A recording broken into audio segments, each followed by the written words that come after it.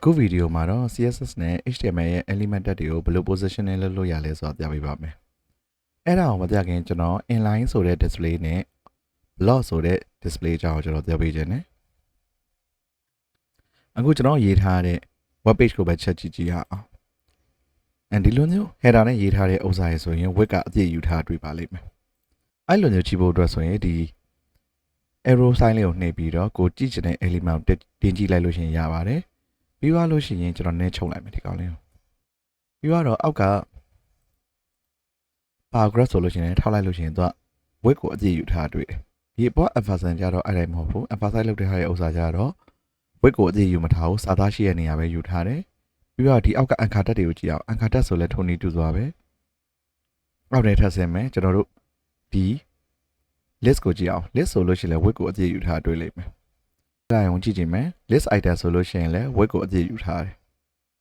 အဲ့ဒါတွေကဘာကိုပြောရလဲဆိုတော့ width ကိုအပြည့်ယူထားတဲ့ဥစ္စာကိုကျွန်တော်တို့က block display လို့ပြောတယ် width ကိုအပြည့်မယူဘဲသူ့ element တွေမှာရှိတဲ့ element item ရှိတဲ့အထိပဲယူထားတဲ့ဥစ္စာကိုကျွန်တော်တို့က inline လို့ပြောတယ်ဒီမှာဆိုလို့ရှိရင် header သည် h1 ပေါ့နော် h1 သည်ဒါသည် block display type လို့ပြောလို့ရတယ် emphasis သည်သူက inline ဖြစ်တယ် paragraph ကိုထောက်လိုက်မယ်ဆိုလို့ရှိရင်သူကအပြည့်ဖြစ်နေတယ်အဲ့တော့ paragraph သည်လည်း block ပါအဲ့ဒီဥစ္စာကိုနားလည်လို့ရှိရင်ကျွန်တော်တို့ကဘာလုပ်လို့ရလဲဆို CSS နဲ့ကျွန်တော်တို့ padding တွေ margin တွေကိုသတ်မှတ်ပေးလို့ရတယ်အခုအဲ့တိုင်းလုပ်ဖို့အတွက်ကိုကျွန်တော်ဒီအောက်က body တွေကဥစ္စာတွေအကုန်လုံးထည့်ပြလိုက်မယ်ပြီးသွားလို့ရှိရင် h1 ဆိုပြီးတော့ header 1ဆိုပြီးပေးလိုက်မယ်ပြီးသွားရင် h1 နဲ့ပဲ header 2လို့ပေးလိုက်မယ်အဲ့နှစ်ခုကိုကြည့်ကြည့်အောင်အရင်ဆုံးအဲ့နှစ်ခုဆိုလို့ရှိရင်သူကတစ်ခုနဲ့တစ်ခုကိုအပေါ်နဲ့အောက်ပေါ်နေအဲ့လိုပဲကျွန်တော် span ထည့်ကြည့်အောင် span 1 and span 2 span ကိုကြည့်မယ်ဟေ့ဆိုလို့ရှိရင်တော့သူကတစ်ခုပြီးွားရင်တစ်ခုတန်းပေါ်တယ်ဒီအပေါ် header လိုမျိုးနောက်တစ်ချောင်းဆင်းမသွားတာကိုတွေ့ပါလိမ့်မယ်အဲ့ဒါဘာဖြစ်လို့လဲဆိုတော့ခုနကပြောသွားသလိုပဲ header ဒီ block ဖြစ်တဲ့အတွက်သူက circle မှာရှိတဲ့ width အပြည့်ယူတယ် span ဒီ inline အမျိုးအစားဖြစ်တဲ့အတွက် inline display type ဖြစ်တဲ့အတွက်သူကသူ့ရဲ့ element တွေမှာရှိတဲ့ဒီ component ပေါ့နော်ဒီ component သူ့ရဲ့content ရှိတဲ့လောက်ပဲသူက width ကိုယူတယ် content ကိုကြော်ပြီးမယူအဲ့တော့ CSS နဲ့ကျွန်တော်ဘာလုပ်လို့ရလဲဆိုတာကိုအရင်ဆုံးပြရမယ် CSS နဲ့ဒီ H1 ဆိုတဲ့ display block type ကို inline အဖြစ်ပြောင်းလို့ရတယ်အဲ့ဒါလည်းဖို့အတွက်ကိုကျွန်တော် CSS မှာအကုန်ဖြောက်ထားတယ်ပြီးတော့ H1 ဆိုရေးလိုက်မယ် display inline လို့ပြောင်းလိုက်မယ်ဒါဆိုရင်ဒီ display type က inline ဖြစ်သွားပြီ H1 ကိုပြန်ထောက်ကြည့်မယ်ဆိုတွေ့ပါလိမ့်မယ်သူထဲမှာရှိတဲ့စာရှိတဲ့လောက်ပဲသူအကွာဝေးယူတော့တယ်အဲ့လိုပဲကျွန်တော် span ကိုလည်း display type ကို block လို့ပြောင်းကြည့်အောင်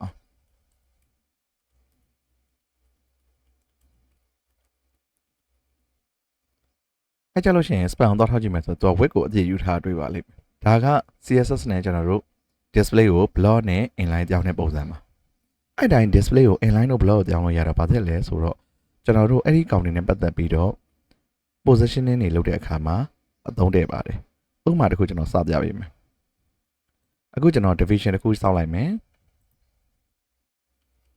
division ဒီလဲသူဒီ block အမျိုးအစားပါပဲပြီးတော့အဲ့ထဲမှာ h2 ဆိုပြီးထည့်လိုက်မယ် this is header ဆိုပြီးထည့်ထားလိုက်မယ် this is header ဆိုတဲ့စာလေးကိုမြင်နေရမယ်ဒီမှာ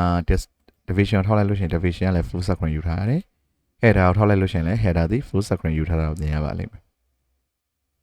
အခုအဲ့ဒီဥစ္စာကိုကျွန်တော်တို့ CSS style ထည့်မယ်အရင်ဆုံးကျွန်တော်ဘာလုပ်ချင်လဲဆိုတော့ division ကို border ထည့်ခြင်းနဲ့ border 2 pixel solid ပြောလို့ရှိရင် run နဲ့ထည့်လိုက်မယ်ဒါဆိုရင်ဒီကောင်ပတ်ပတ်လေးမှာညင်တာကဘောင်လေးခတ်သွားတွေ့လိမ့်မယ်ဥပြီးွားရင်ကျွန်တော် h2 ကိုလည်း border ထည့်မယ် border and web pixel solid green အဲ့ဒါထည့်လိုက်မယ်အဲ့ဆိုလို့ရှိရင်header ရဲ့ပတ်လေးမှာလည်းသူနောက်ထပ် border တစ်ခုစောက်ထားတွေ့လိမ့်မယ်အခုကျွန်တော် padding နဲ့ margin အကြောင်းကိုစပြပေးမယ်အခုပထမဆုံး padding လေးကိုစအောင် padding ဆိုတဲ့ဥစ္စာဘာလဲဆိုတာသိဖို့အတွက်ကျွန်တော်အစမ်းရေးပြပေးမယ်အရင်ဆုံး padding 10 pixel လောက်ပေးလိုက်မယ် padding ကို10 pixel လောက်ပေးလိုက်လို့ရှိရင်ဒီအထက်ကဒီ header ဆွဲဥစ္စာလေးကအထက်ကို10 pixel ဝင်သွားတွေ့တယ်ဒီမှာတွေ့လားမသိဘူးအဲ့ဒါကိုမမြင်လို့ရှိရင်ဒီကောင်ထောက်ပြီးကြည့်လိုက်လို့ရတယ်ဒီမှာထောက်ပြီးကြည့်လိုက်လို့ရှိရင်ကျွန်တော်တို့ဒီဘက်ဘေးမှာ box model ဆိုတာလေးပေါ်လာတယ်အဲ့ဒါကိုပေါ်လို့ရှိရင်ဒီကောင်းလေးကိုနှိပ်လိုက်လို့ရတယ်တော်ကယ်လေးကိုဖွင့်လိုက်လို့ရှိရင် box model လေးကိုကြည့်လို့ရတယ် box model မှာဆိုလို့ရှိရင်သူကအရင်ဆုံး header ကိုထောက်လိုက်မယ်နော် header ကိုထောက်လိုက်လို့ရှိရင်သူကအပေါ် margin ကိုသူက16ယူထားရလို့တွေ့တယ် division ကိုထောက်လိုက်လို့ရှိရင်သူကအထက်ကို padding 10ယူထားရတွေ့တယ်ဒီမှာဆိုလို့သူကသူဒီ division ကနေ heading ကို padding 10သတ်မှတ်လိုက်တယ် padding ဒီသူကအတွင်းကိုတွန်းတာသူ့အပြင်မှာရှိတဲ့ဒီဘောင်ကနေဒီအထဲမှာရှိတဲ့ element ကိုသူက10 pixel ခွာခိုင်းတာအဲ့ဒါကို padding လို့ပြောတယ် margin အားကြောက်ကြောင်းเนี่ยကျွန်တော်ဒီကောင်ကိုခဏပိတ်လိုက်မယ်ပြီးတော့ heading 2ထဲမှာ margin ထည့်ကြည့်အောင် margin 10 pixel ပေါ့ margin 10 pixel ထည့်လိုက်လို့ရှိရင်ခုနကဥစ္စာတွေကတိတ်တော့မကွာပါဘူးဒါပေမဲ့သူကဘယ်လိုဖြစ်သွားလဲဆိုတော့ဒီ h1 ကနေ margin 10 pixel ကိုအပြင်ကိုလှမ်းတွန်းတယ်ဆိုလို့ရဲ့တော့ဒီဘောင်ကနေဒီကောင်လှမ်းတွန်းလိုက်တာဒီနှစ်ခုကြားအကွာဝေး10 pixel ရှိတယ်ခုနကတော့သဘောတရားနဲ့ရောဆင်တယ်ဒါပေမဲ့ကိုကအထက်က element ကနေအပြင်က element ကိုပြန်တွန်းချင်တဲ့ဟေးဆိုရင် margin ကိုသုံးရတယ်ဒါမှမဟုတ်အပြင်က element နေအထက်က element ကိုအထက်ကိုတွန်းထည့်ချင်တဲ့ဟေးဆို padding ကိုသုံးရတယ်အခုဒီ heading 2တွေက this is a header ဆိုတဲ့ဥစ္စာလေးကိုကျွန်တော်တို့ဒီဘောင်နဲ့နည်းနည်းခွာချင်တဲ့ဟေးဆိုရင်ကျွန်တော်တို့က padding ကိုသုံးရပါတယ် padding ထားပါတော့10 pixel လောက်ပေးလိုက်မယ်ဒါဆိုလို့ရှိရင်ဒီစာအထက်ကိုနည်းနည်းဝင်သွားကျွန်တော်သိမသိတော့ကျွန်တော်30လောက်ထည့်လိုက်မယ်30ဆိုရင်တော့သိတာသွားပြီဟုတ်ပြီဟုတ်ဒီလောက်ဆိုရင်တော့ padding နဲ့ margin နဲ့နည်းနည်းလေးဟိုသိတယ်လို့ရှိမှလို့ကျွန်တော်ထင်တယ်ဟိုအရင်နားမလည်လို့ရှင်လဲကိုယ့်ဘက်လို့ကိုယ်ဆန်းသုံးကြည့်နေနေပေါ့နော်ညံလာပါလိမ့်မယ်အခုကျွန်တော် span ကိုကျွန်တော်နည်းနည်းလေးလုပ်ချင်တယ် span ကိုကျွန်တော်အခု display block ကိုကျွန်တော်ဖြုတ်လိုက်မယ်ပထမဆုံးပြီးွားရင်ကျွန်တော် padding ထည့်ကြည့်မယ် padding 10 pixel ပေါ့ padding 10 pixel ထည့်လိုက်လို့ရှိရင်သူဒီပတ်ပတ်လေကိုသူက10 pixel ယူသွားတာတွေ့လိမ့်မယ်ခိုင်းတော့ကျွန်တော်နောက်ထပ်တစ်ခုထပ်ပြရမယ်ဒီအရင်ဆုံး h1 လည်းကျွန်တော် inline ကိုဖြောင်းလိုက်မယ်ရပြီဒါဆိုရင်ဒီမှာတင်သွားပြီ padding 10 pixel သူဒီအထက်ကို10 pixel တိုးထားတယ်ပြောလို့ရှိရင်ကျွန်တော် margin ထည့်ကြည့်မယ် margin 10 pixel margin 10 pixel ဆိုလို့ရှိရင်လည်းသူဒီပတ်ပတ်လေကိုထပ်ပြီးတော့တွန်းသွားတွေ့လိမ့်မယ်ဒါဆိုရင်ဒါသူ့ရဲ့ပတ်ပတ်လေက margin ဒါကသူ့ရဲ့ content ဒီမှာ padding ရှိတယ် padding ကဒီမှာခရမ်းရောင်နဲ့ပြထားတယ် margin ကကြတော့အဝါရောင်ကြောင်းနဲ့ပြထားတယ်ဒါဆိုရင်ကိုယ့်ရဲ့ content တွေရဲ့ဒီ position နဲ့ပေါ့နော်ဘယ်လောက်အကွာဝေးမှာအပေါ်က element နဲ့ဘယ်လောက်အကွာဝေးကိုပြချင်တယ်ဆိုလို့ရှိရင်ကျွန်တော်တို့ကအဲ့လိုမျိုး padding နဲ့ margin တွေကိုတွဲသုံးလို့ရအဲ့တော့ကျွန်တော်ဒီမှာနည်းနည်းလေးဆက်ပြောချင်တာတစ်ခုရှိအဲ့ဒါပါလဲဆိုတော့ဒီ span မှာဆိုရင်ကျွန်တော်ချက်ကြည့်ဒီအောက်က division ရှိတယ်ဒီ division နဲ့ span နဲ့ကြတော့ထောက်လျှောက်ကြီးကတ်နေအဲ့ဒါဘာဖြစ်လို့လဲဆိုတော့ inline element ကြောင့်ပါသူက inline element တွေကအပေါ်နဲ့အောက်နဲ့ကိုသူကမတုံးအဲ့တော့ကျွန်တော်ဒီကောင်ကိုကျွန်တော်တို့ဘယ်လိုပြောင်းလို့ရလဲဆိုတော့ display inline block လို့ပြောင်းလို့ရတယ် inline block လို့ပြောင်းလိုက်လို့ရှိရင်သူကအပေါ်နဲ့အောက်ကိုပါတုံးပေးတယ်ဒါကတော့ကိုယ့်ရဲ့ element ကို inline ပုံစံမျိုးလည်းမပြောင်းချင်ဘူးသူ့ကိုအကြည့်လည်းဝတ်မယူသေးချင်ဘူးဒါပေမဲ့ block အနေနဲ့အပေါ်နဲ့အောက်ကိုလည်းတုံးသေးချင်တယ်ဆိုရင် inline block ကိုသုံးလို့ရတယ်အဲ့လိုမျိုး CSS property တွေကိုသေသေးချာသိချင်တဲ့ဟဲ့ဆိုရင် W3 School ကဒီ CSS property display property ကိုတွားကြည့်လို့ရတယ်အဲ့မှာဆိုရင် none တို့ inline တို့ block တို့ inline block တို့ရှိတယ်အဲ့ဒါတွေကိုကိုယ့်ဘက်လိုကိုလည်းတစ်ချက်လေ့လာကြည့်လို့ရပါတယ်ဒီဗီဒီယိုကဒီလောက်ပဲဒီဗီဒီယိုမှာကျွန်တော်